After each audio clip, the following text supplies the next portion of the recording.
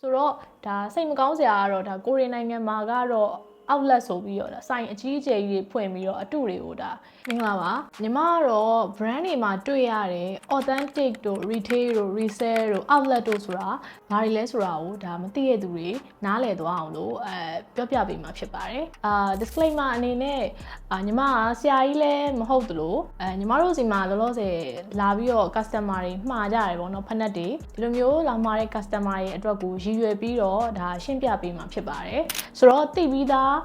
ဆရာတွေအနေနဲ့ဒီဗီဒီယိုကိုကြော်သွားလို့ရပါတယ်ပထမဆုံးအနေနဲ့ပြောချင်တာကတော့ဒါညီမတို့သိကြတဲ့ဒီ brand တွေမှာနှစ်မျိုးပဲရှိရပေါ့နော်အတုနဲ့အစစ်နဲ့အစစ်က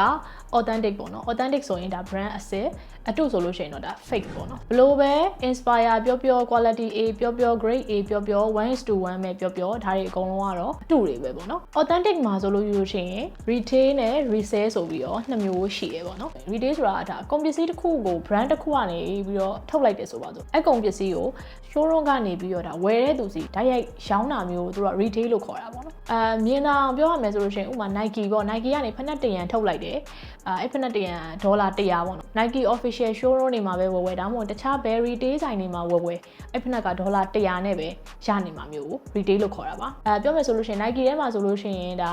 Air Max တို့ပြီးလို့ရှိရင် Cortex တို့ Covision တို့အဲ့ဒါမျိုးတွေတော်တော်များများကဒါ retail sneaker တွေဖြစ်ပြီးတော့ Jordan 1တို့ Jordan 4တို့အဲ့လိုမျိုး Jordan series တွေနဲ့ Air Force 1ဟိုမှာဒီလိုမျိုး collaboration ပေါ့နော် Supreme တို့ဘာလို့နဲ့ collab ထားတဲ့ဟာတွေဆိုလို့ရှိရင်ဒါ resale sneaker တွေလို့ပြောလို့ရပါတယ် resale ကကြတော့ retail နဲ့မတူတာကထားပါတော့ဒီ brand တစ်ခုကနေပြီးတော့ product တစ်ခုထုတ်လိုက်တယ်ဥပမာ Nike ကနေပြီးတော့ဖက်နက်တရံထုတ်လိုက်တယ်ဒါပေမဲ့အဲ့ဖက်နက်ကတစ်ကမ္ဘာလုံးမှာအရင်ကြီး1000ပဲထုတ်မယ်1000ပဲထုတ်မယ်ဆိုတဲ့အတွက်သူက limit အရင်ဖြစ်တယ်ဥပမာတချို့ဟာတွေဆိုလို့ရှိရင်အရင်ကြီး1000ထုတ်တာအောင်မှတချို့ကနိုင်ငံရှိတယ်ဥပမာ exclusive ပေါ့နော်ထိုင်းမှာပဲထုတ်မယ်ကိုရီးယားမှာပဲထုတ်မယ်အဲ့လိုပုံစံမျိုးကြီးရှိတယ်ရှိတဲ့အတွက်တချို့ customer တွေကလိုချင်အောင်မှဝယ်ရတဲ့အချိန်မှာခက်ခက်ခဲနဲ့ဝယ်ရတယ်ဥပမာတန်းစီရတာမျိုးဥပမာသူကမထွက်လာသေးဘူးဘယ်နေ့ဘယ်နေ့ထွက်မယ်ဆိုပြီးတော့ကြေညာထားတဲ့အချိန်မှာတန်းစီပြီးတော့ဝယ်ရတာမျိုးကြီးရှိမယ်အဲ့လိုပုံစံမျိုးပေါ့နော်အဲ့နေရာကိုသူကဥပမာကိုရီးယားမှာထွက်မယ်ဆိုရင်ကိုရီးယားမှာရှိတဲ့လူကသူကတန်းစီပြီးတော့ဒါဝယ်ရတာမျိုးလည်းရှိရင်ရှိမယ်ဒါတော့မှအရင်ကြီး limit ကုန်သွားလို့ရှိရင်မရတာမျိုးရှိတယ်ဆိုတော့အဲ့အချိန်မှာ reseller တွေကအဲ့လိုဖက်နက်တွေကိုသူတို့ကစောင့်ပြီးတော့ဝယ်ကြရတယ်ပေါ့နော်တန်းစီပြီးတော့ဝယ်ရတော့၎င်းသူတို့အမျိုးစုံစူးစမ်းပြီးရအောင်ဝယ်ကြတယ်အရင်1000ထွက်မဲ့အချိန်မှာသူကအဲ့ဖက်နက်ကိုတရံကို$100နဲ့ပဲရောင်းတယ်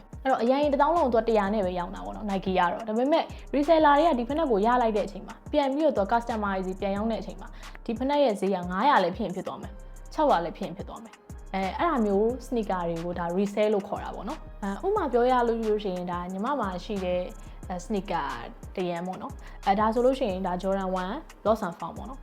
ထွက်ထားတာအရင်ကြီး9သိန်းနဲ့ထွက်တယ်9သိန်းကိုမှတော့ဒီတရံကို$180ပေါ့နော် retail ဈေး180နဲ့ထွက်ထားတာဒါပေမဲ့အခုချိန်မှာသူက$300ကနေပြီးတော့400ကြားအထိပေါ့နော်သူကဈေးပေါက်နေတယ်ဒါတော့မှသူတို့ demand များတဲ့ size တွေယောက်ျားလေးတွေဆိုတချို့ယောက်ျားလေး size တွေက demand များတဲ့ size တွေဆိုလို့ရှိရင်ဈေးပိုများတယ်ဝယ်ရတာရှားတယ်ဒါမျိုးတွေဒီလိုမျိုးဖက်နက်တွေကိုဒါ resale ဖက်နက်လို့ခေါ်တာပေါ့နော်ဒီဖက်နက်တွေကိုဒါ Nike showroom တွေမှာလည်းရှာလို့မတွေ့နိုင်ဘူးပြီးတော့တခြား retail showroom တွေဖြစ်တဲ့ဒီ JD တို့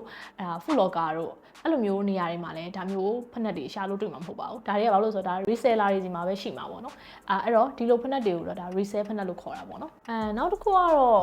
artist တွေနဲ့ဒါ collaboration လုပ်ပြီးတော့ထွက်ထားတာမျိုးတွေပေါ့နော်ဥပမာ Nike နဲ့ Travis Scott ပြီးလို့ရှိရင်ဒီ Nike နဲ့ G Dragon ရဲ့ဒါ Peace Minus 1တို့ဒီလိုမျိုး sneaker တွေဆိုလို့ရှိရင်တေချာတယ် retail ဆိုင်တွေမှာလုံးဝကိုဝယ်လို့မရတဲ့ sneaker မျိုးတွေပေါ့နော်သူတို့ဆိုလို့ရှိရင်ဒါ Nike ကနေထွက်လာမယ်ဥပမာ retail $200ပဲထားပါတော့200ဆိုရင်အပြင်မှာဘလို့မှ200နဲ့မရတဲ့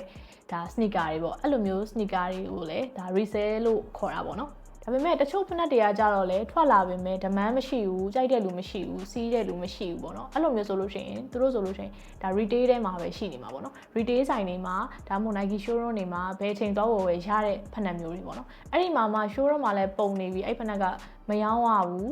demand မရှိဘူးဆိုလို့ရှိရင်သူတဖြည်းဖြည်းနဲ့ outlet ဆိုတဲ့ market ထဲကိုရောက်တော့မှာဖြစ်ပါတယ်အဲ့ဒီမှာ outlet ဆိုတာဘာလဲဆိုတာပြောပြပေးတင်ပါတယ်ကိုရီစီမှာတော့ outlet ဆိုပြီးတော့ဒါနာမည်တက်ခေါင်းစဉ်တက်ပြီးတော့ fake တွေအတုတွေပဲရောင်းကြတာပ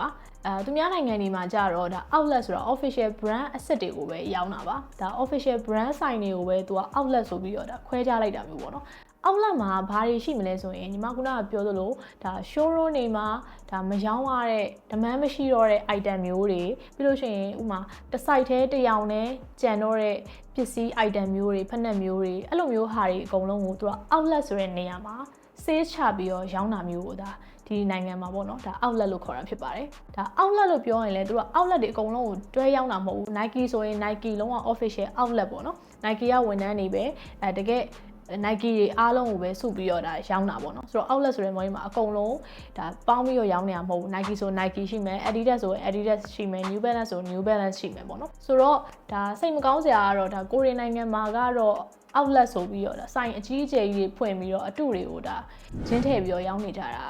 လဲတွေ့ရပါတယ်ဒါတော့စိတ်မကောင်းစရာပေါ့နော်အဲ့တော့ဒါလိုချင်တဲ့ဖက်နှက်တွေရှိရဆိုလို့ရှိရင်လည်းညီမတို့ကိုပုံလာပြပြီးတော့မှားလို့ရပါတယ်ဒါလောလောဆယ်ပေါ့နော်ညီမတို့ဒါ customer တွေကအမေးများတယ်သူတို့ကလိုချင်တဲ့ဖက်နှက်တွေလာပြတယ်တချို့ဟာတွေက sales ထဲမှာမပါဘူးပေါ့နော်မပါတာဘာကြောင့်လဲဆိုတော့သူတို့လိုချင်တဲ့ဟာတွေက resale တွေဖြစ်နေတော့ဈေးတွေအရင်မြောက်နေတာပေါ့နော်ဒါတော့ဆိုလို့ရှိလို့ရှိရင်တော့ဒါ resale တို့ retail တို့ authentic တို့ outlet တို့ကိုဒါနားလည်သွားလောက်ပြီလို့ထင်ပါတယ်ကျေးဇူးတင်ပါတယ်